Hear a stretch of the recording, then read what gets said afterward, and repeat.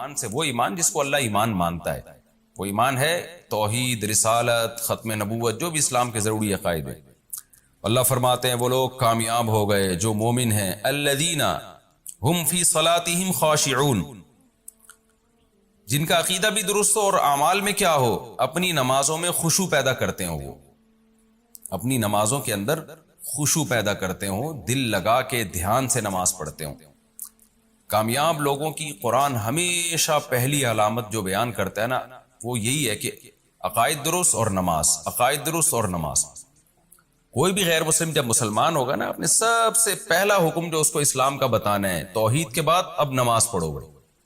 یہاں تک علماء نے لکھا ہے کہ آج آپ کے ہاتھ پہ کوئی غیر مسلم مسلمان ہوا، ابھی مسلمان ہوا اور نماز کا ٹائم میں کچھ وقت باقی ہے، اتنا باقی ہے کہ وضو کر کے تکبیر تحریمہ کہہ سکتا ہے وہ، تو اس پہ نماز فرض ہو جائے گی۔ وہ یہ نہیں کہہ سکتا ابھی تو میں نیا نیا مسلمان ہوں، ابھی تو میں نماز سیکھوں گا، نہیں بھائی، جیسے تیسے ہو، جتنی آتی ہے اتنی شروع کر دے بس، وہ پھر سیکھتا رہے آرام سے، اس کی نماز اللہ قبول کر لے گا۔ لیکن اتنا ٹائم اگر غیر مسلم کے پاس ہے نا، کہ جیسے فرض کریں کہ مغرب کا ٹائم ختم ہو رہا ہو 7:30 پہ، اور غیر مسلم اسلام ہوا، اسلام اس نے قبول کیا 7:27 پہ، تو 27 منٹ کے بعد 3 منٹ باقی ہیں جس میں وہ وضو کر کے تکبیر تحریمہ کہہ سکتا ہے، اللہ اکبر کہہ سکتا ہے، تو اس پہ نماز فرض ہو جائے گی۔ اسی طرح جو خواتین حیض اور نفاس کی حالت میں ہوتی ہیں، ان کا مینسز بند ہوئے اور بند ہونے کے بعد اتنا ٹائم ہے کہ وہ غسل کر کے صرف تکبیر کہہ سکتی ہیں، تو ان پہ بھی وہ وقت کی نماز فرض ہو جاتی ہے۔ اگر نہیں پڑھیں گی تو ان کو قضا کرنی پڑے گی۔ تو نماز کا بہت اہم مسئلہ ہے۔ قرآن جگہ جگہ اہل ایمان اور جو کامیاب لوگ ہیں ان کی سب سے پہلی علامت نماز بیان کرتا ہے۔ تو اللہ نے فرمایا کہ ان کا کام کیا ہے کہ وہ نمازوں میں خشوع پیدا کرتے ہیں، نمازوں کی حفاظت کرتے ہیں۔ اس کو اللہ نے بعد میں بیان کیا، ابھی تو اللہ یہ بیان کر رہا ہے کہ پڑھتے تو ہیں لیکن کیسے پڑھتے ہیں، خشوع و خضوع کے ساتھ پڑھتے ہیں۔ تو خشوع میں ظاہری جسم کا خشوع بھی اور باطن کا خشوع بھی۔ ظاہری خشوع کیا ہے کہ آپ جب نماز میں کھڑے ہوں تو ہلے نہیں آپ۔ کتنے لوگ ہیں نماز میں کھڑے ہو کے ہر وقت داڑھی کو یوں کرتے رہتے ہیں، کوئی کھجاتا رہتا ہے۔ بعض لوگ سعودی عرب جاتے ہیں، وہاں عربوں کو دیکھتے ہیں تو وہ کوئی ہل رہے ہوتے ہیں تو کہتے ہیں تو مکہ میں یہ اتنا ہل رہے ہیں نماز میں، تو شاید یہی سنت طریقہ ہوگا۔ غلط ہے بھائی، وہاں کے علماء بھی اس عمل سے منع کرتے ہیں۔ تو ایسا نہیں ہے کہ کسی عربی کو آپ نے کوئی بھی دیکھ لیا تو وہی اسلام بن گیا۔ وہ نمازوں میں آپ کو خشوع پیدا کرنے کی ضرورت ہے، اور خشوع میں ظاہری خشوع بھی باطنی خشوع بھی۔ اور ظاہری خشوع یہی ہے کہ آپ آرام سے اطمینان سے نماز پڑھیں، جلدی جلدی نہ بھاگیں اس میں۔ اور جو اٹھک بیٹھک لوگ لگا رہے ہوتے ہیں، بعض لوگوں کو دیکھا ہے رکوع میں جانے کے بعد قوما میں جانے ابھی کھڑے نہیں ہوتے، ایک دم ڈائیو مارتے ہوئے جناب وہ سردے میں چلے جاتے۔ میں نے گاؤں میں نماز پڑھائی، میں رکوع میں گیا تو لوگ بھی رکوع میں گئے، پیچھے گاؤں کے لوگ۔ میں جب سمیع اللہ لمن حمیدہ کہہ کے کھڑا ہوا ہوں تو ابھی میں صحیح طرح کھڑا ہوا نہیں کہ میں نے پبلک کو دیکھا، وہ آدھی سے زیادہ جو مقتدی تھے نا وہ سجدے میں پہنچ چکے ہیں، اور جب سر ان کا زمین کے قریب گیا نا تو ان کو خیال ہوا امام صاحب تو پہنچے نہیں ہیں، تو مجھے یوں منہ کر کے دیکھ رہے ہیں کہ یہ امام وہیں کھڑا ہوا ہے اور ہم تو سجدے میں پہنچ چکے ہیں، تو پھر وہیں رک گئے وہ۔ یہ بھی ان کی بڑی مہربانی تھی کہ انہوں نے وہاں اسٹاپ کر لیا۔ تو اتنی اسپیڈ کے ساتھ نماز پڑھنا، دھیان نہ لگانا، یہ بہت بری حرکت ہے۔ تو یہ ہے ظاہری۔ اور دل کا کیا ہے کہ دل سے آپ اللہ کی طرف متوجہ رہیں، اور دل میں خشوع پیدا کرنے کا سب سے بہترین طریقہ یہ ہے کہ آپ نماز میں جو بھی پڑھ رہے ہو نا اس کا ترجمہ آپ کو آتا ہو۔ آپ جب نماز میں کھڑے ہو کر کہیں اللہ اکبر تو آپ کو پتا ہو کہ میں کیا کہہ رہا ہوں، اللہ سب سے بڑا ہے۔ پھر سبحانک اللہم، اے اللہ تو ہر عیب سے پاک ہے، وہ بحمدک، ہر عیب سے پاک ہے اور تمام تعریفیں تیرے لیے ہیں۔ وتبارک اسمک، تیرا نام برکت والا ہے۔ وتعالی جدک، تیری شان بہت اونچی ہے۔ ولا الہ غیرک، تیرے سوا کوئی عبادت کے لائق نہیں۔ پھر اعوذ باللہ بسم اللہ کا ترجمہ آتا ہو۔ پھر الحمدللہ رب العالمین، تمام تعریفیں اللہ کے لیے جو تمام جہانوں کا پالنے والا، الرحمن الرحیم، بڑا مہربان نہایت رحم کرنے والا۔ اس سے آپ کا دھیان بٹے گا نہیں۔ پھر رکوع کی تسبیح کا مطلب آتا ہو، سبحان ربی العظیم، التحیات کا مطلب آتا ہو۔ اس لیے پہلی فرصت میں نماز کا پورا ترجمہ سیکھنا چاہیے۔ اور میں سمجھتا ہوں جو لوگ شروع سے میرے یہ تفسیر کے لیکچر سن رہے ہیں، اللہ سے مجھے پوری امید ہے ان کو پورا نماز کا ترجمہ آ گیا ہوگا۔ التحیات للہ والصلوات والطیبات میں عام طور پہ لوگ کہتے ہیں اس کا کیا ترجمہ ہے، تو التحیات کا مطلب عبادتیں، یہ ذہن میں رکھیں۔ التحیات اس کیا اس کا ترجمہ عبادتوں سے کیوں کیا؟ یہ پھر کسی اور وقت میں انشاءاللہ میں ایکسپلین کروں گا اس کو. التحیات للہ، قولی عبادتیں. التحیہ کا مطلب قولی، یعنی زبان سے جو ہم حمد و ثنا کرتے ہیں وہ بھی اللہ کے لیے. والصلوات، اسی طرح جو بدنی عبادتیں، نماز پڑھنا، حج کرنا، وہ بھی اللہ کے لیے. والطیبات، اور مالی عبادتیں یعنی صدقہ خیرات، وہ بھی اللہ کے لیے. تو یہ لفظ یاد کر لیں، تحیات للہ والصلوات والطیبات. السلام علیک ایھا النبی، آگے پھر وہ آسان ترجمہ ہے اس کا. تو تفسیر کے لیکچر جو لوگ غور سے سن رہے ہیں تو مجھے امید ہے انشاءاللہ تراویح میں بھی ان کو بہت حد تک قرآن سمجھ میں آنا شروع ہو جائے گا. تراویح کی نماز میں بھی ان کا دل لگے گا، تہجد کی نماز میں بھی. تو اس کا بھی بڑا دخل ہے کہ آپ کو نماز کا مفہوم اگر آتا ہو. تو جن لوگوں کا نماز کا مفہوم نہیں آتا وہ یاد کریں، نماز ترجمے سے سیکھیں. اور جب تک ترجمہ نہیں آتا تو یہ تصور کر کے کھڑے ہوا کریں بھئی ہم اللہ کے سامنے عبادت کے لیے کھڑے ہوئے، تو اپنا دھیان وہاں لگائیں. لیکن ایک بات خوب سمجھ لیں، یہ پوری امت کے علماء کا اس پر اجماع ہے کہ نماز میں دھیان لگانے کی کوشش کرنا فرض ہے، دھیان کا لگنا فرض نہیں ہے. آپ نے پوری کوشش کر لی پھر بھی دماغ نہیں لگ رہا نماز میں، تو اس سے ٹینشن نہیں لینی ہے، پریشان نہیں ہونا ہے کہ جو آپ جتنا آپ کر سکتے تھے آپ نے کر لیا، اس سے زیادہ کہ آپ شریعت میں مکلف نہیں ہیں. تو ایسا نہ ہو کہ پریشان ہونا شروع ہو جائے، ابھی دل تو لگ نہیں رہا. ظاہر انسان 20 کاموں کے بعد جب نماز میں آ کے کھڑا ہوتا ہے تو اس کا دھیان بٹ رہا ہوتا ہے. اور علماء نے یہ بھی بیان کیا ہے کہ نماز سے پہلے جو اللہ نے سنتیں رکھی ہیں نا، فرض نماز سے پہلے، اس میں ایک بڑی حکمت یہی ہے کہ سنتوں کی وجہ سے آپ کا دھیان جو ادھر ادھر گیا ہوا ہے نا، وہ بٹ کے سنتوں میں نماز کی طرف کچھ آ جائے گا، اللہ کی طرف. پھر جب آپ فرض کریں گے تو مکمل دھیان آپ کو نصیب ہوگا. ڈائریکٹ آ کے فرض کی نیت باندھ لیں گے تو پتہ نہیں کیا کیا مسائل لے کے انسان آیا ہوا ہوتا ہے اور وہ اسی طرح سے نماز میں نیت باندھ لیتا ہے، تو پھر دل نہیں لگتا اس کا نماز میں. تو اللہ نے اہل جنت کی پہلی علامت بیان کی کہ وہ نمازوں میں خشوع پیدا کرتے ہیں. پھر فرمایا والذین هم عن اللغو معرضون، یہ وہ لوگ ہیں جو لغویات سے اعراض کرتے ہیں، فضول باتوں سے بچتے ہیں. لغو کسے کہتے ہیں؟ لغو کا اصل ترجمہ ہے غیر مفید، وہ چیز جس کا کوئی فائدہ ہی نہیں ہے. اب نقصان ہے یا نہیں؟ تو کچھ چیزیں ایسی ہیں جو فائدہ تو نہیں ہوتا لیکن نقصان بھی نہیں ہوتا، تو وہ بھی لغویات میں داخل ہے. کچھ چیزیں ایسی ہوتی ہیں جن کا فائدہ نہیں ہوتا لیکن نقصان بھی ہوتا ہے، وہ بھی لغویات میں داخل ہے. پھر کچھ چیزیں ایسی ہوتی ہیں جن کا فائدہ نہیں ہوتا لیکن نقصان ہوتا ہے، مگر ہوتا دنیاوی ہے، آخرت والا نقصان نہیں ہوتا، تو وہ بھی لغویات میں داخل ہے. اور کچھ چیزیں ایسی ہوتی ہیں کہ جو فائدے مند تو نہیں ہوتی لیکن ان کا نقصان آخرت میں ہوتا ہے، دنیا میں نہیں ہوتا، یہ بھی لغویات میں داخل ہے. اور کچھ چیزیں ایسی ہوتی ہیں جو فائدے مند تو نہیں ہوتی لیکن ان کا نقصان بھی ہوتا ہے، اور دنیا کا بھی نقصان اور آخرت کا بھی نقصان. تو اس لیے لغویات میں 4 چیزیں داخل ہیں، خوب سمجھ لیں. لغویات کی ڈیفینیشن کیا؟ فائدہ نہ ہو اس کا، یہ تو اس کی ڈیفینیشن ہے. پھر اس کے 4 درجات ہیں. نمبر 1، فائدہ تو نہیں ہے لیکن نقصان بھی نہیں ہے، تو یہ پہلی قسم ہے. دوسری قسم، فائدہ تو نہیں ہے لیکن دنیا کا نقصان ہے. تیسری قسم، فائدہ تو نہیں ہے لیکن آخرت کا نقصان ہے. چوتھی قسم، فائدہ تو نہیں ہے لیکن دنیا کا بھی نقصان ہے، آخرت کا بھی نقصان ہے. اب میں ان کی تھوڑی سی مثال سے بات سمجھا دیتا ہوں. پہلی قسم جس کا میں صرف فائدہ نہیں ہے لیکن نقصان بھی کوئی نہیں ہے. آپ بیٹھے ہوئے ہیں، لڈو کھیل رہے ہیں بیٹھ کے، آپ نا دوستوں کے ساتھ تاش کھیل رہے ہیں بیٹھ کے دوستوں کے ساتھ، جس میں جوا نہیں ہے. اس کا آپ کو کوئی فائدہ نہیں ہو رہا، کچھ بھی فائدہ نہیں ہو رہا، ٹائم ویسٹ ہو رہا ہے. لوگ کہہ سکتے ہیں نا بھی اس سے تو ہمیں ذہنی تفریح ملتی ہے، تو ذہنی تفریح ان کھیلوں سے نہیں ملتی، بھاگنے دوڑنے سے. جب آپ دوڑتے ہیں، چلتے ہیں، بھاگتے ہیں تو ایک ذہنی تفریح ملتی ہے. تاش واش یہ ٹائم ویسٹنگ ہے. کچھ نہ کچھ ذہنی تفریح تو دنیا کے ہر کام میں ہوتی ہے نا. ویسے بھی انسان کلابازیاں کھا رہا ہو تو ذہنی تفریح تو ہوگی اس میں تھوڑی بہت. تو فائدہ سے مراد یہ کہ کوئی معتد بھی فائدہ ہو. اور فائدے کا مطلب یہ ہوتا ہے کہ ایسا یعنی مفید کام جس میں آپ کو کوئی صحت مل رہی ہو، یا یہ چیز بعد میں آپ کے ترقی کا ذریعہ بن سکتی ہو. تو تاش کی مثال کیا ہے؟ ٹائم ویسٹنگ، کچھ بھی حاصل نہیں ہو رہا. لیڈو کھیل رہے ہیں بیٹھ کے، یا تو بیگم کے ساتھ کھیل رہے ہو نا، گھر والوں کے ساتھ کھیل رہے ہیں، اس سے بیوی بچوں میں محبت بڑھتی ہے. لوگ بچے سمجھتے ہیں کہ ہمارے ابو کچھ ہمارے ساتھ جو ہے نا لائف کو گزار رہے ہیں، کچھ ہمارے بھی کھیل میں شریک ہو رہے ہیں. تو وہ ایک مصلحت ہے، وہ تو پھر مفید لغو کہلائے گا. پھر وہ لغو کہلائے گا ہی نہیں، بلکہ یہ تو ایک مفید کام ہے، ریلیشن کو مضبوط کر رہے ہیں. لیکن نارملی ایویں دوستوں کے ساتھ بیٹھے ہوئے ہیں جس کا کوئی فائدہ نہیں ہے، تو یہ کام کہلائے گا غیر مفید. لیکن اس میں گناہ بھی نہیں ہے.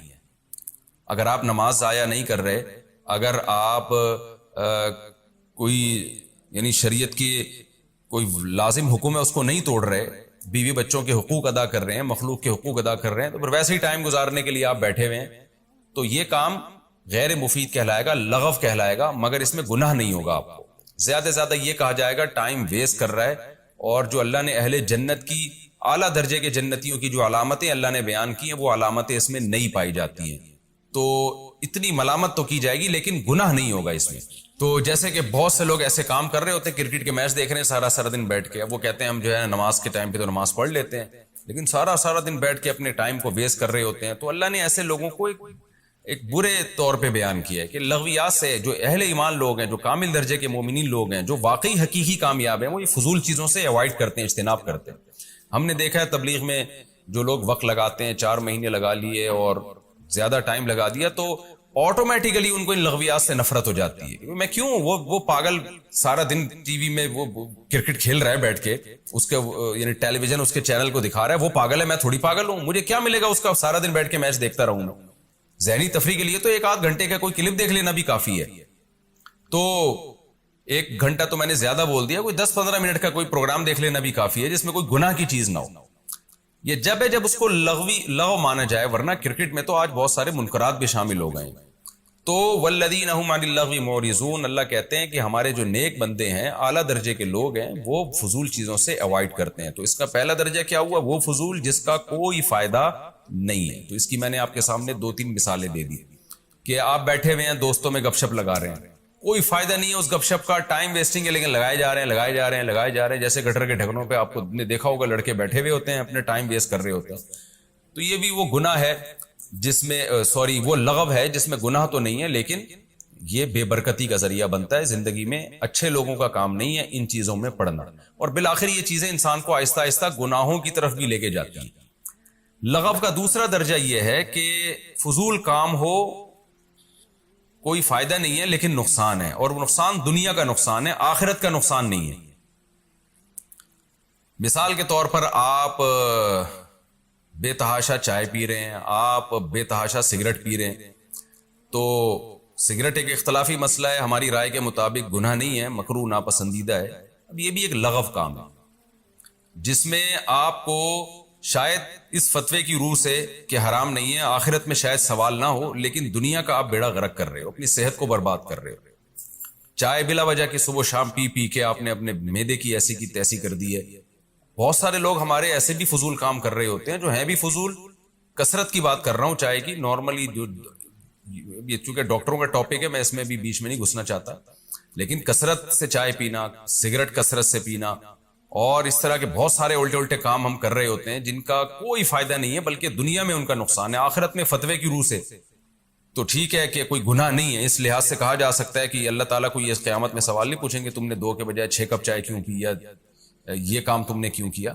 تو آخرت میں تو قرآن کے الفاظ کے ان تجتنبوا کبائر ما تنہون عنہ نکفر عنکم سیئاتکم، بڑے بڑے گناہوں سے بچ گئے تو چھوٹی موٹی خطائیں معاف کر دوں گا. تو آخرت کے معاملے میں تو اللہ کی رحمت اللہ کے غضب پہ غالب ہے. لیکن ہاں کوئی اتنی سگریٹ پی رہا ہے کہ یقینی طور پر اس کو نقصان ہونا شروع ہو جائے تو پھر آخرت کا بھی نقصان ہوگا. یا کوئی اتنی چائے کافی پینا شروع کر دے کہ ڈاکٹر کہہ رہے ہیں بھائی تیرا بیڑا غرق ہو رہا ہے اور پھر بھی نہیں چھوڑ رہا، تو پھر یہ چونکہ دنیا میں یقینی ضرر ہو رہا ہے نا، تو پھر آخرت میں بھی نقصان ہوگا اس کو. تو بہرحال کچھ کام ایسے ہوتے ہیں جن کا دنیا میں ہمیں نقصان ہوتا ہے. آپ زیادہ پیسے کما سکتے تھے دنیا کے لیے، لیکن آپ ٹائم ویسٹ کر کے نہیں کما رہے، تو آخرت کا اس لحاظ سے نقصان نہیں ہے کہ اللہ آپ سے سوال نہیں کرے گا تو نے اتنا پیسہ کیوں کمایا، اتنا کیوں نہیں کمایا. لیکن دنیا میں نقصان ہوگا، لوگوں کے تانے ملیں گے آپ کو، اور لوگ الٹی باتیں کریں گے آپ کے بارے میں، اور سست کے تانے ملیں گے آپ کو. تو ایسے بہت سارے کام ہیں جن میں ہمیں کرنے سے دنیا کا نقصان ہوتا ہے مگر آخرت کا نہیں ہوتا. آخرت کے نقصان کا مطلب یہ ہے کہ سزا نہیں ملے گی آخرت میں، لیکن یہ والا آخرت میں نقصان ہوتا ہے کہ آپ دنیا کے نقصان سے بچ کے آخرت میں بھی اونچے درجات حاصل کر سکتے تھے. ان درجات سے آپ محروم ہو جائیں گے. بہرحال جیسے ایک آدمی زیادہ پیسہ کما سکتا تھا تو زیادہ صدقات و خیرات کرتا، اب دنیا میں زیادہ پیسہ نہیں کما رہا سستی کی وجہ سے، تو آخرت میں یہ نقصان تو ہوا کہ اس کی ترقی نہیں ہوگی جتنی مالداروں کی ہو رہی تھی. صدقات و خیرات کا ثواب اس کے اعمال میں نہیں ہوگا, یہ نقصان تو ہوگا, لیکن میری مراد نقصان سے یہ کہ اس کو سزا ملے, تو سزا نہیں ملے گی اس کو قیامت کے دن.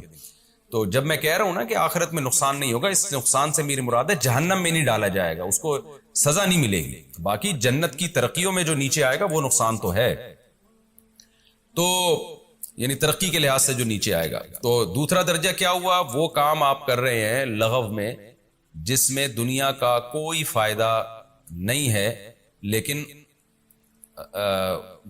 بلکہ دنیا کا نقصان ہے. تو یہ لغو جو ہے یہ بھی اہل ایمان اس سے بھی اجتناب کرتے ہیں. تیسرا اس سے اوپر کا درجہ کیا ہے کہ وہ لغو کام کرتے ہیں جس سے دنیا میں تو نقصان نہیں ہو رہا لیکن آخرت میں نقصان ہو رہا ہے. تو یہ تمام حرام کام, رشوت لے کے پیسے کما رہے ہو آپ, اور جو مختلف طریقوں سے آپ ناجائز, یا فرض نماز چھوڑ کر آپ کسٹمر کے پاس بیٹھے ہوئے ہو تاکہ کسٹمر کا رش ہے تو پیسہ زیادہ کما رہے ہو, تو یہ وہ چیز ہے جس سے دنیا تو آپ کو حاصل ہو رہی ہے لیکن آخرت کا بیڑا غرق ہو رہا ہے, تو یہ چیز بھی لغو میں داخل ہے. اور چوتھا وہ کام جس سے آخرت بھی جا رہی ہے دنیا بھی جا رہی ہے اور اس کا فائدہ بھی نہیں ہے. تو وہ تمام کام جس سے دنیا بھی جا رہی ہو, وہ تمام گناہ, بہت سے نشہ کرتے ہو آپ, چرس پیتے ہو, آئس لیتے ہو, ہیروئن پیتے ہو, یہ دنیا کا بھی بیڑا غرق اور آخرت کا بھی بیڑا غرق. تو یہ تمام کی تمام چیزیں اللہ کہتے ہیں اہل ایمان جو ہیں ان تمام کی تمام لغویات سے اعراض کرتے ہیں. تو آج سے عزم کر لیں ہم ان تمام لغویات سے اعراض کریں گے. ہاں, وہ لغو جو دیکھنے میں لغو لگتا ہے حقیقت میں لغو نہیں ہے. وہ کون سا لغو ہے کہ آپ ایسا کام کر رہے ہو جس کا بظاہر فائدہ نہیں ہے لیکن بعد میں اس کا بڑا فائدہ ہے آپ کو. جیسے بعض دفعہ انسان بہت تھک جاتا ہے دماغی کاموں سے, دوستوں کے ساتھ بیٹھا ہوا ہے گپے مار رہا ہے. اب دیکھنے میں تو لگے گا کہ جی یہ تو فضول ٹائم ویسٹ کر رہا ہے, لیکن وہ ٹائم ویسٹ نہیں کر رہا بلکہ وہ اپنے دماغ کو ریلیکس کر رہا ہے تاکہ آگے دماغی کام کر سکے. جو لوگ سارا دن صرف سونا جاگنا اور پڑھائی کے علاوہ ان کا کوئی کام ہی نہیں ہوتا, تو میں نے دیکھا ان کی اوپر کی سیٹنگ آؤٹ ہو جاتی ہے, وہ کھسک جاتے ہیں. تو اس لیے انسان کو اپنی زندگی میں مزاح بھی چاہیے, تفریح بھی چاہیے, گپ شپ بھی چاہیے, آؤٹنگ بھی چاہیے. تو یہ تمام کام اگر آپ اس نیت سے کرتے ہیں, دوڑنا, بھاگنا اور طنز و مزاح کرنا, بعض دفعہ انسان شاعری سنتا ہے اپنے ذہن کو ریلیکس کرنے کے لیے, تو یہ تمام کام جو انٹرٹینمنٹ کے کام ہیں, اگر اس انٹرٹینمنٹ کے پیچھے کوئی اچھا جذبہ ہے کہ اپنے دماغ کو میں غیر ضروری تھکاوٹ سے بچاؤں تاکہ میرا دماغ مفید کاموں میں استعمال ہو سکے, تو پھر یہ کام صرف جائز نہیں ہے بلکہ باعث ثواب ہے. یہ پھر وہ لغو میں دیکھنے کی حد تک ان کو لغو کہا جائے گا, حقیقت میں وہ لغو ہے ہی نہیں. والذین هم للزکاة فاعلون, اللہ فرماتے ہیں یہ وہ لوگ ہیں جو زکاتوں کو ادا کرنے والے ہیں. اس کی دو تفسیریں کی گئی ہیں, دو کیوں کی گئی ہیں یہ میں آپ کو بتا دوں. زکات کا لفظی ترجمہ تو زکات ہی ہے. اب بہت سے علماء نے کہا کہ بھئی اس سے زکات مراد ہے, کہ کیونکہ قرآن کہہ رہا ہے والذین هم للزکاة فاعلون, یہ زکاتوں کو ادا کرنے والے ہیں. اور ان کی دلیل یہ بھی ہے کہ قرآن ہمیشہ نماز کے ساتھ زکات کا تذکرہ کرتا ہی کرتا ہے. کبھی ایسا ہوا نہیں ہے قرآن میں کہ نماز آئی ہو زکات نہ آئی ہو ساتھ میں. تو یہ کیسے ہو سکتا ہے اس موقع پہ اللہ نماز کا تذکرہ کریں زکات کو چھوڑ دیں؟ لہذا انہوں نے یہ تفسیر کی کہ بھئی یہ زکات سے زکات ہی مراد ہے. اور جو حضرات کہتے ہیں کہ نہیں جی اس سے زکات مراد نہیں ہے, ان کی دلیل یہ کہ یہ تو مکی صورت ہے اور ابتدا میں نازل ہوئی ہے, تو اس وقت تو زکات فرض ہی نہیں ہوئی تھی, زکات تو مدینہ میں فرض ہوئی ہے. تو یہ کیسے ہو سکتا ہے کہ جو چیز فرضی نہ ہوئی ہو اللہ اس کا تذکرہ پہلے سے کر دیں؟ تو دونوں باتیں ملتی ہیں اور دونوں طرف کہا گئے, مفسرین گئے ہیں, اور دونوں مضبوط ہی, دونوں قول مضبوط ہیں. اب جو یہ کہتے ہیں کہ جی مکہ میں زکات فرض ہوئی تو اللہ تعالیٰ مدینہ میں جب زکات فرض ہوئی تو اللہ پہلے اس کا تذکرہ کیسے کر دیں گے؟ تو یہ کہا جا سکتا ہے کہ ہو سکتا ہے زکات مکہ میں ہی فرض ہو گئی ہو, اور جن روایات میں آتا ہے مدینہ میں فرض ہوئی ہے تو اس کی ڈیٹیل جو زکات کی نازل ہوئی ہے وہ مدینہ میں نازل ہوئی ہے. یعنی اللہ تعالیٰ نے اجمالی طور پر تو حکم دے دیا اہل اسلام کو کہ زکات دو, اب لہذا صحابہ نے صدقہ خیرات شروع کر دیا, لیکن تفصیلی حکام کے کس مال پہ زکات لازم ہوتی ہے, کتنے فیصد ہوتی ہے, یہ پوری ڈیٹیل اللہ نے مدینہ میں نازل کی ہو, یہ بھی ہو سکتا ہے. اور یہ بھی ہو سکتا ہے کہ اللہ تعالیٰ نے یہاں زکات سے تزکیہ مراد ہو. تزکیہ کا مطلب زکات تزکیہ کو بھی کہتے ہیں, باب تفعیل جو ہے نا تزکیون, تسبیحن کی طرح اس کو تزکیہ تفعیلہ پڑھا جاتا ہے, اور اس کا جو مصدر ہے نا فعال کے وزن پر بھی آتا ہے. جیسے تأذین اذان دینا, تو اس کے مصدر کو اذان فعال کے وزن پر بھی ہم پڑھتے ہیں، اور بہت ساری اس کی مثالیں ہمیں ملتی ہیں۔ والذین هم للزکاۃ فاعلون، یہ اپنی زکوٰۃ کو ادا کرتے ہیں۔ تو زکوٰۃ کے دوسرا مطلب بھی بن سکتا ہے کہ زکوٰۃ سے مراد تزکیہ نفس ہو، یعنی اپنے آپ کو پاک کرتے ہیں ظاہری برائیوں سے بھی اور باطنی برائیوں سے بھی، ہر طرح کی برائیوں سے اپنے آپ کو بچاتے ہیں۔ آگے اللہ فرماتے ہیں والذین هم لفروجہم حافظون، یہ وہ لوگ ہیں جو اپنی شرمگاہوں کی حفاظت کرتے ہیں۔ شرمگاہ کی حفاظت کا کیا مطلب؟ حرام سے اپنے آپ کو بچاتے ہیں۔ الا علی ازواجہم، سوائے اپنی بیویوں کے، او ما ملکت ایمانہم، یا اپنی باندیوں کے، یعنی اپنی باندی اور بیوی سے اپنی خواہش پوری کرتے ہیں۔ فإنہم غیر ملومین، پس یہ لوگ قابل ملامت نہیں ہیں۔ یہ بھی عجیب آیت ہے۔ دیکھیں، ایک اللہ نے اس آیت میں ہمیں کیا بتایا کہ اہل ایمان اپنی شرمگاہ کی حفاظت کرتے ہیں، اور آپ کے پاس بیوی اور باندی کے علاوہ کوئی آپشن نہیں ہے۔ علماء نے استدلال کیا ہے کہ اس سے تمام قسم کے حرام کام، اس سے لڑکوں سے بدفعلی بھی حرام ہو گیا، لڑکیوں سے زنا کرنا بغیر نکاح کے وہ بھی حرام، متع بھی اسی سے حرام ہو گیا۔ متع کی بحث میں ابھی کروں گا اس آیت کے ضمن میں کہ یہ جو ٹیمپریری نکاح ہوتا ہے ایگریمنٹ کر کے، تو یہ بھی حرام ہے، کیونکہ جس عورت سے ٹیمپریری نکاح ہوتا ہے وہ بیوی کبھی بھی نہیں کہلاتی۔ عربی زبان میں بیوی کے لفظ پر اس کا اطلاق ہوتا ہی نہیں تھا۔ تو اس آیت سے متع بھی حرام، اس آیت سے لڑکوں سے بدفعلی بھی حرام، اس آیت سے فحش فلمیں دیکھنا بھی حرام، بد نظری بھی حرام، کیونکہ اس بد نظری کر کے بھی ایک شخص اپنی شرمگاہ کی لذت حاصل کر رہا ہوتا ہے، چاہے وہ تصور کی دنیا میں ہی ہو۔ کسی عورت کا تصور کر کے اس سے لذت حاصل کرنا خیال میں، یہ بھی حرام۔ اور استمنا بالید عربی میں جسے کہتے ہیں، جس کو ہینڈ پریکٹس ماسٹربیشن وغیرہ کہتے ہیں، یہ سب بھی حرام ہو گیا اس آیت کی روشنی میں۔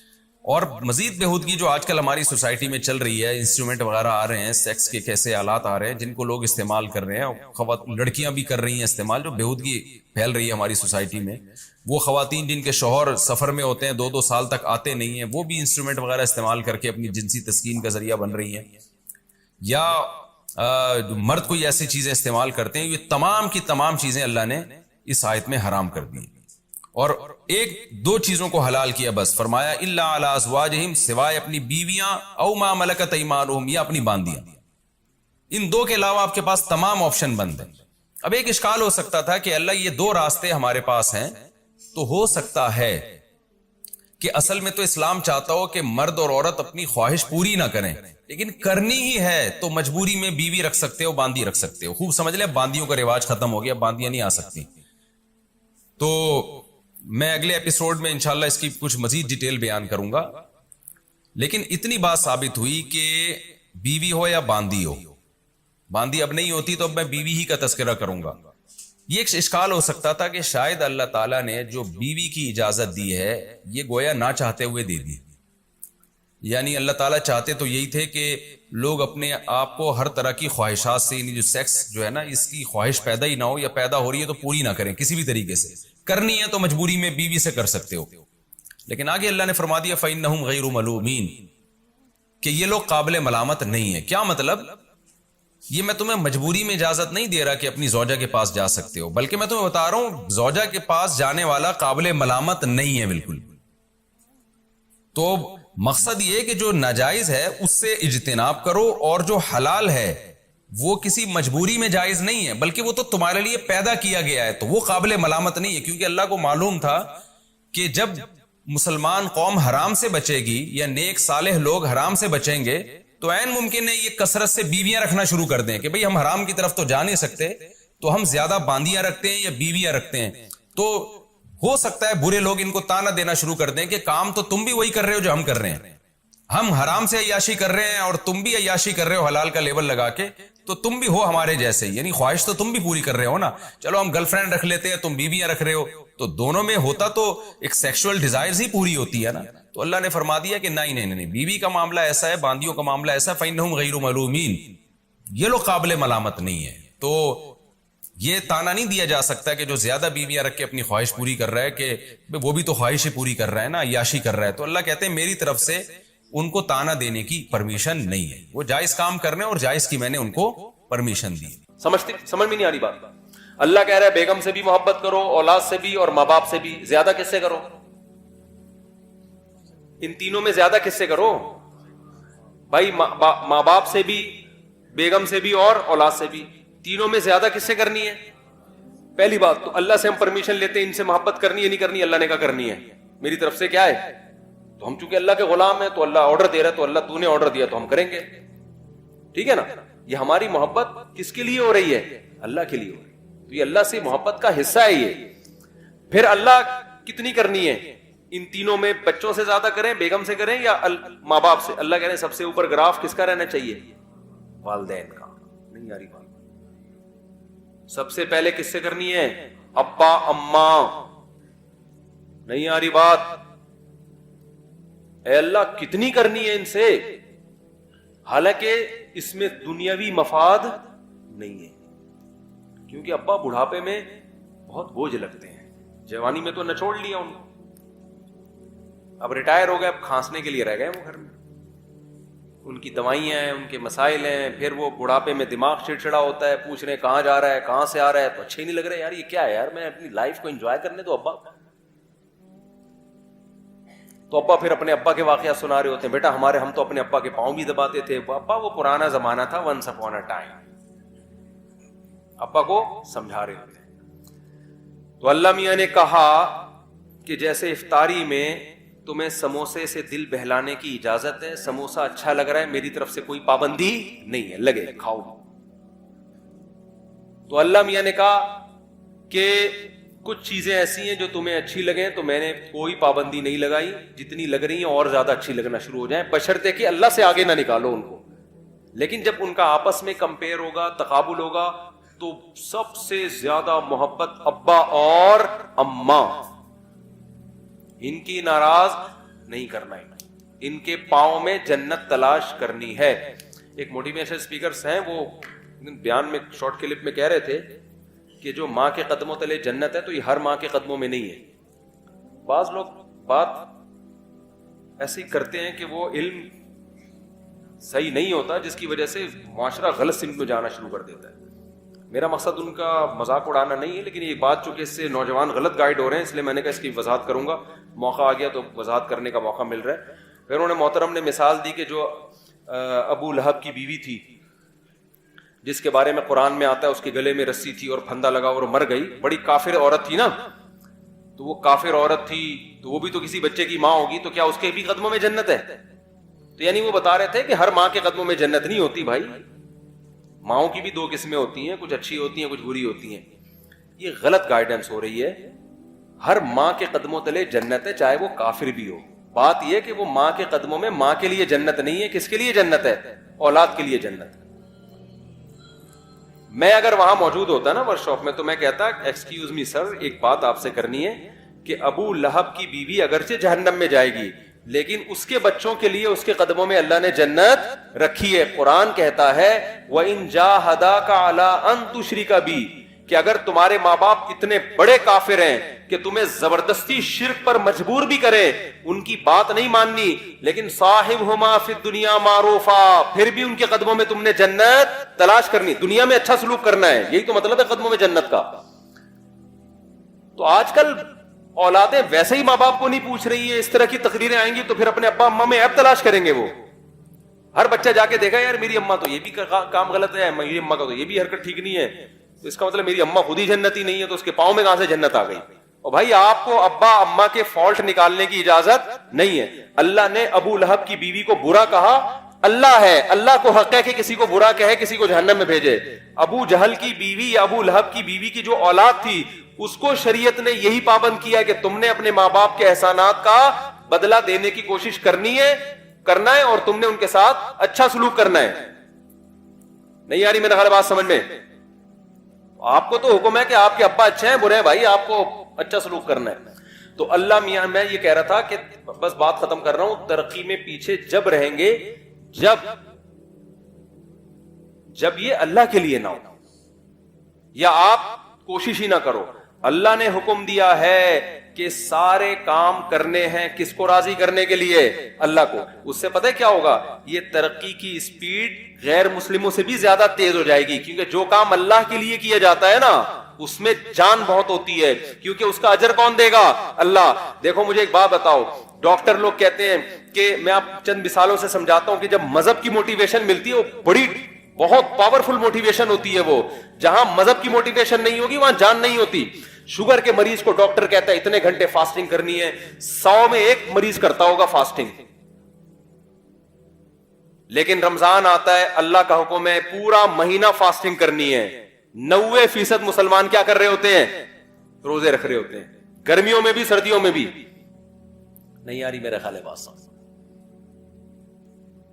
کیوں بھائی؟ اللہ کس کا آرڈر ہے؟ تو یار جو قوم صبح سے کہ رات تک اللہ کے لیے بھوکی پیاسی رہ سکتی ہے وہ پڑھ نہیں سکتی اللہ کے لیے؟ نہیں آ رہی بات. وہ پڑھے گی کیوں نہیں پڑھے گی؟ اس کو بتانے والے لوگ شارٹ ہے مارکیٹ میں. وہ مذہب کا صرف ایک پہلو سامنے رکھا ہوا ہے اس نے.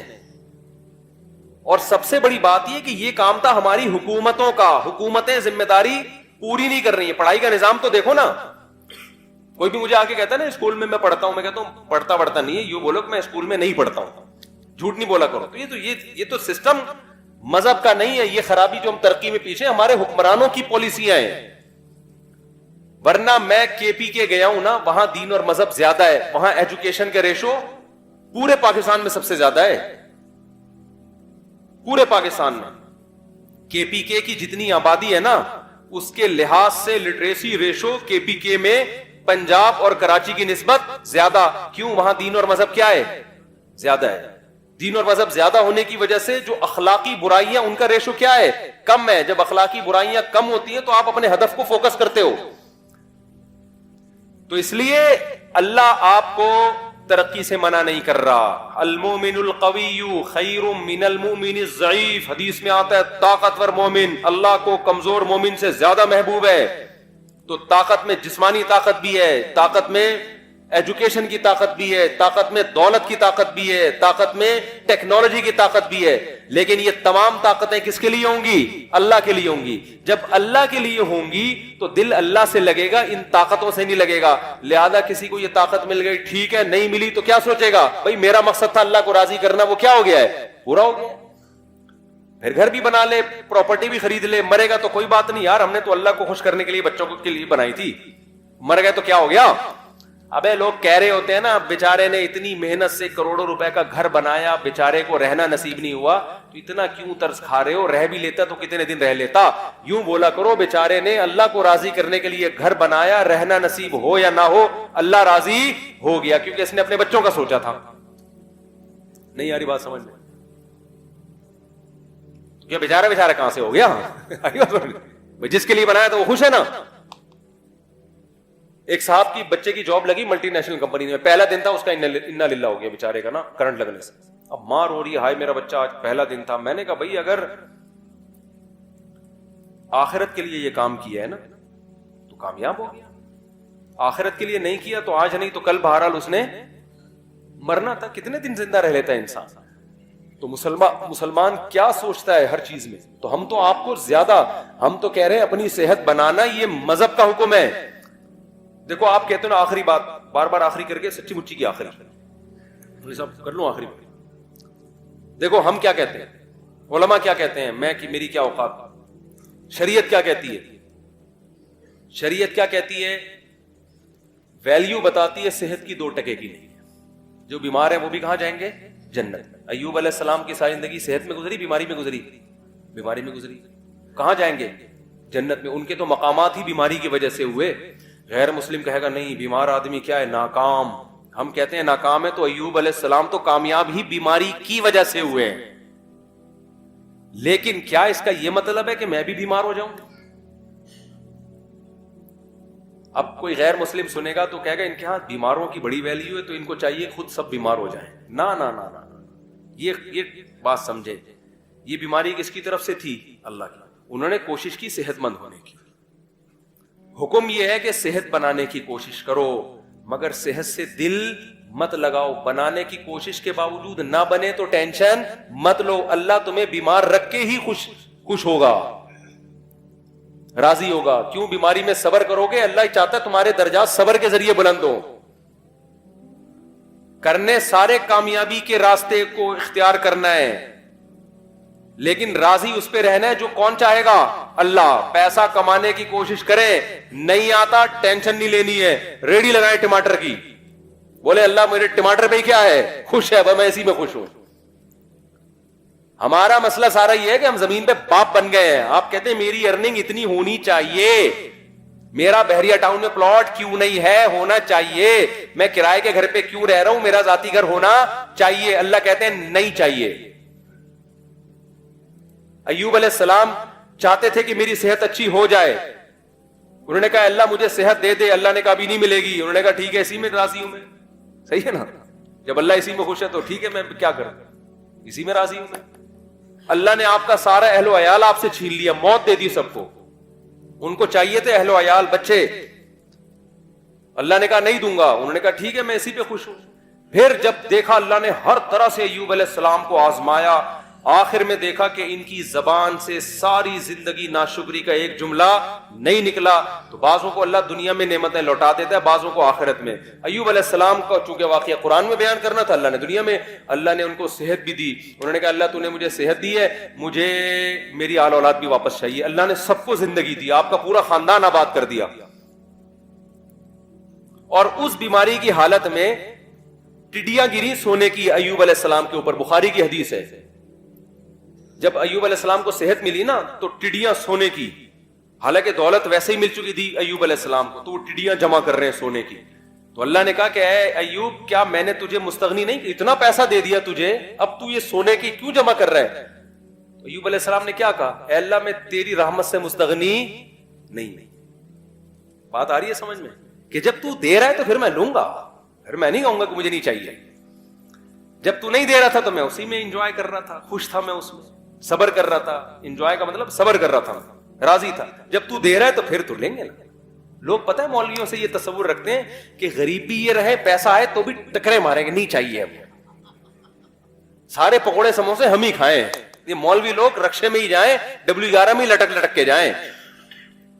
تو بھائی اگر کسی مولانا کے پاس پیسہ ہے یا گاڑی ہے, وہ تو ضروری نہیں جس کے پاس گاڑی ہو پیسہ بھی ہو, یہ جس کی 4 بیویاں ہو پیسہ بھی ہو, یہ ضروری نہیں ہے. ہمارے نبی کی 9 بیویاں تھیں, پیسہ نہیں تھا.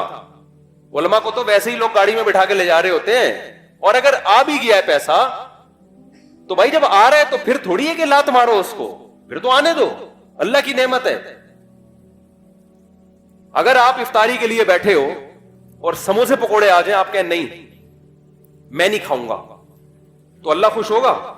اللہ کہے گا جب تک میں نہیں کھانے سے خوش تھا تو اس وقت تو نہیں کھانا تھا, اب میں نہیں کھانے سے کوئی خوش نہیں ہوں. غروب آفتاب ہو گیا, اب تم یہ ٹینشن لے کے تمہیں کوئی ثواب نہیں ملے گا. تبھی تو ہمارے نبی جلدی کھایا کرتے تھے, اور عید الفطر والے دن ہمارے نبی عید الفطر کی نماز سے پہلے کھایا کرتے تھے, یہ بتانے کے لیے کہ آج ہمارا روزہ نہیں ہے, آج ہم کھائیں گے صبح, کیونکہ اللہ نے پابندی ہٹا لی ہے تو ہم کھائیں گے اب. تو اس لیے میرے بھائی جب آ رہا ہے تو پھر آنا تو دل پھر بھی نہ لگاؤ, نہ اس وقت لگاؤ نہ اس وقت, جب آ رہا ہے تو پھر اللہ کی نعمت سمجھ کے. تو ایوب علیہ السلام کو اللہ نے ان کا اہل و عیال بھی دے دیا, اللہ نے ان کو دولت بھی دے دی, اور یہی ان کی آزمائش تھی جس پر اللہ نے ان کا ذکر قرآن میں, نعم العبد, کیا خوب بندہ تھا ہمارا. تو اس لیے میرے بھائی صحت کی بھی کوشش کرو. ایک بیماری اللہ کی طرف سے ہوتی ہے, ایک کس کی طرف سے ہوتی ہے, آپ کی حرکتوں کی طرف وجہ سے. جو حرکتوں کی وجہ سے آپ کو ترقی نہیں مل رہی نا, اس پہ اللہ راضی نہیں. نہ ہمارے یہاں سائنٹسٹ پیدا ہو رہے ہیں, نہ ہمارے یہاں اچھے ڈاکٹر پیدا ہو رہے ہیں, نہ ہمارے یہاں اچھے انجینئر پیدا ہو رہے ہیں, اور ہم کہیں مسلمان چونکہ ایکچولی آخرت سے دل لگا بیٹھا ہے نا, ایکچولی اس وجہ سے ہم ترقی نہیں. تو بھائی تم پوستی ہونے کی وجہ سے ترقی نہیں کر رہے ہو, کرپٹ ہونے کی وجہ سے, سست ہونے کی وجہ سے ترقی نہیں کر رہے ہو. اس ترقی کو یہ نہیں کہیں گے کہ دنیا سے دل نہیں لگایا ہوا, یہ دنیا سے دل لگانے کی وجہ سے نہیں ہو رہی, کیونکہ صبح اٹھتا ہے اپنی مرضی سے, دل لگایا ہوا ہے کہ سارے مزے میں ابھی اڑا لوں, گٹکے میں ٹائم گزار رہا ہے, سٹے لگا رہا ہے, گٹروں کے ڈھکنوں پہ رات بھر بیٹھا ہوا ہے, تو صبح یونیورسٹی کہاں جائے گا؟ آئی بات سمجھ میں؟ تو اب ہم نے ترقی غیر مسلموں سے زیادہ کرنی ہے, کیونکہ ہمارے پیچھے مذہب کی موٹیویشن ہے. سلمہ ابن اقوا رضی اللہ عنہ گھوڑے سے تیز دوڑتے تھے. کیوں دوڑتے تھے؟ پیغمبر کی یہ حدیث سنی ہوئی تھی کہ طاقتور مومن اللہ کو زیادہ محبوب ہے کمزور مومن سے. آج جتنا نیک ہوگا نا, اسپیڈ اتنی ہی سلو ہوتی چلی جائے گی اس کی. جب حضرت جی بنے گا پھر تو اٹھائے نہیں, پولیس آئے گی اٹھانے کے لیے, بہت نیک ہے وہ تو چلو اللہ کی طرف سے. جوان کیونکہ نیک بہت ہے, پولیس آ رہی ہے, حضرت اٹھے یار خدا کا واسطہ, اٹھا ہی نہیں جا رہا, نیک بہت ہے, اتنے نیک ہیں کہ چلا ہی نہیں جاتا حضرت سے. یہ نیک کو, یہ تو اللہ کی طرف سے اگر ایسی بیماری ہے پھر تو یقیناً نیک ہے. لیکن حضرت آپ اپنی خوراک پہ غور کریں, آپ کو دھماکے سے پھٹ جانا چاہیے تھا جو آپ کھا رہے ہیں.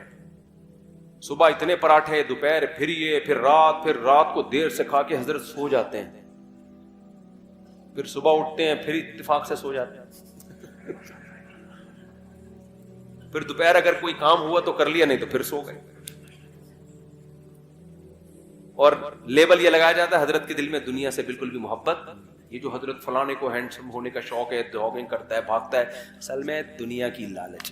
تو میرے بھائی وہ مطلب نہیں ہے, صحیح ہے نا. مسلمان کی صحت بھی اچھی ہوتی ہے, خوراک پہ کنٹرول کرتا ہے.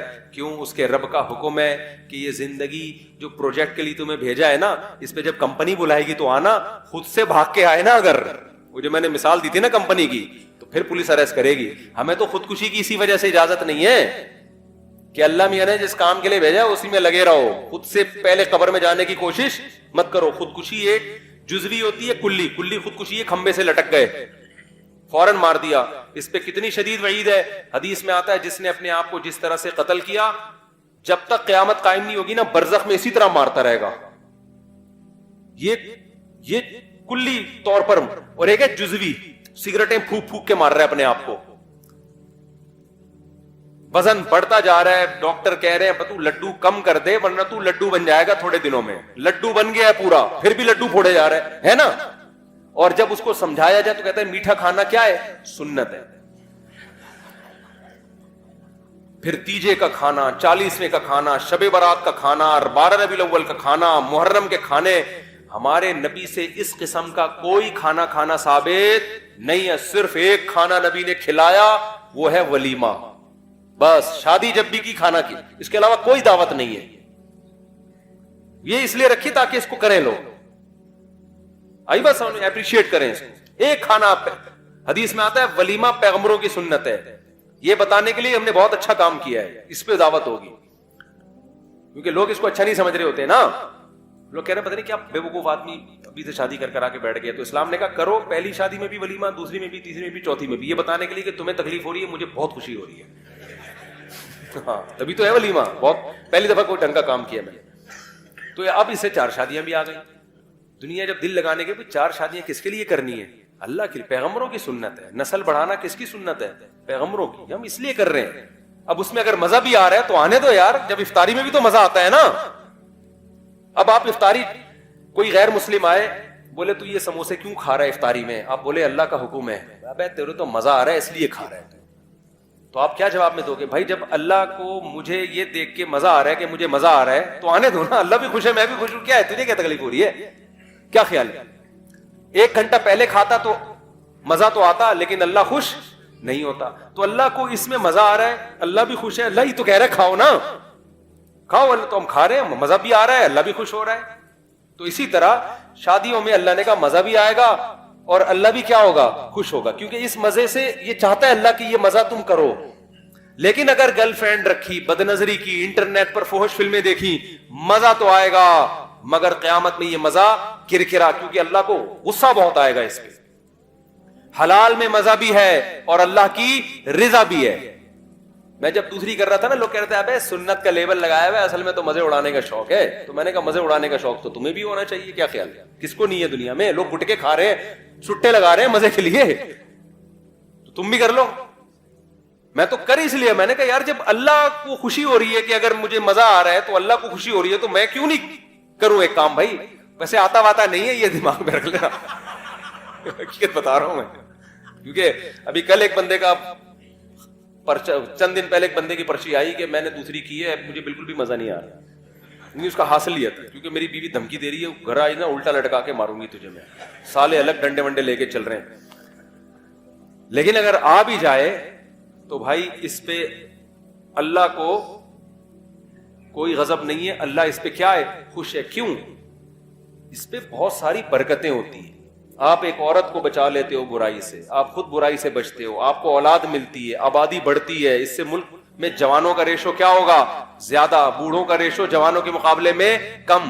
کھانے والے کم, کمانے والے زیادہ. تبھی تو یورپ چاہتا ہے ایک ایک بچے پہ 20-20 لاکھ روپے انعام دے رہا ہے وہ پاکستانی اعتبار سے, کہ پیدا کرو. ان کو پتا ہے کہ یار ہمارے پاس سب کچھ ہے, نسل ہی نہیں ہے, لہذا ہم ویسے ہی ختم ہو رہے ہیں, اور ہمارے پاس کچھ بھی نہیں ہے, ایک نسل ہی ہے. اگر یہ بھی ختم کر دی نا تو نہ نسل ہوگی نہ ٹیکنالوجی ہوگی, ایویں ہی ختم ہو جائیں گے ہم. ٹھیک ہے نا؟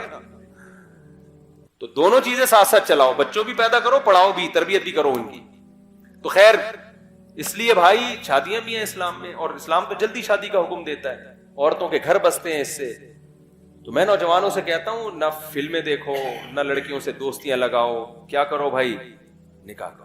اور آخری بات, بالکل واقعی سچی مچی کی آخری بات, اب میں بالکل کائنڈلی بیٹھ, آخری سچی مچی کی آخری. دیکھو یہ تو میں نے آپ کو وہ باتیں بتا دی جو اسلام میں آپ کو حکم دیا گیا ہے, اور اس میں ہماری دنیا کا بھی فائدہ ہے. کچھ باتیں ایسی ہیں کہ اسلام لیکن یہاں سے شروع نہیں ہوتا کہ ترقی ہی کرنی ہے, یہ بھی ایک حصہ ہے. شروع پتہ کہاں سے ہوتا ہے اسلام؟ سب سے پہلے مسلمان کو اللہ کا بندہ بنانے کے لیے, کلمہ توحید پڑھوانے کے لیے اسلام جو سب سے پہلا عمل آپ سے کرواتا ہے نا, تاکہ آپ یہ ثابت کریں کہ میں اللہ کا بندہ ہوں, وہ سب سے پہلا عمل ہے 5 ٹائم مسجد میں جماعت کے ساتھ نماز پڑھنا. سمجھ میں آ رہی ہے بات؟ 5 ٹائم مسجد میں جماعت کے ساتھ نماز.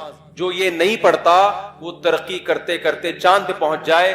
اللہ کہتا ہے کہ تو نے جو بیسک حکم تھا وہی ادا نہیں کیا, تو اب تیری اس ترقی سے مجھے کوئی واسطہ نہیں ہے.